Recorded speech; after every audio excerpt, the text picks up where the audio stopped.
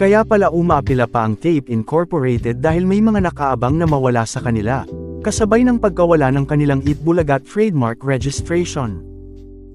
Ito pala ang dahilan kung bakit hanggang ngayon ay hindi pa rin magawang respetuhin at tanggapin ng Tape Incorporated ang desisyon ng Intellectual Property Office of the Philippines, at kung bakit sinasabi ng kanilang bagong attorney, na si Attorney Paulo Contis, na hindi nila babaguhin ang pangalang Eat Bulaga hanggat walang utos ng korte.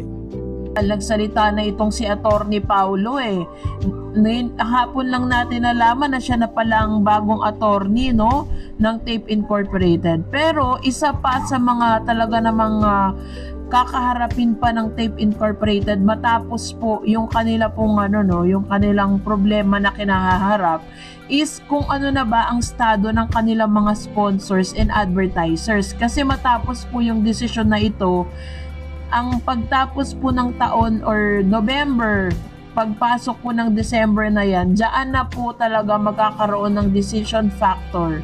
Magkakaroon na po ng desisyon ang mga advertisers if they will going to continue na magpa-advertise dito po sa isang programa na wala namang kasiguraduhan kung magpapatuloy pa. Kasi una, they always said na number 1 ng noontime program nila. Tapos sinasabi rin po nila na sila ang Eat Bulaga.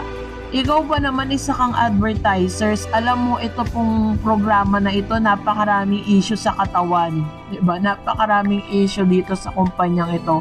Magpapa-advertise ka ba? Kasi ang kinukuha mo dito is yung trust and loyalty ng lahat ng mga consumers. So ikaw ba na isang advertisers ay magpapa-advertise doon sa isang aktor o isa pong programa na alam mong hindi pinagkakatiwalaan ng publiko.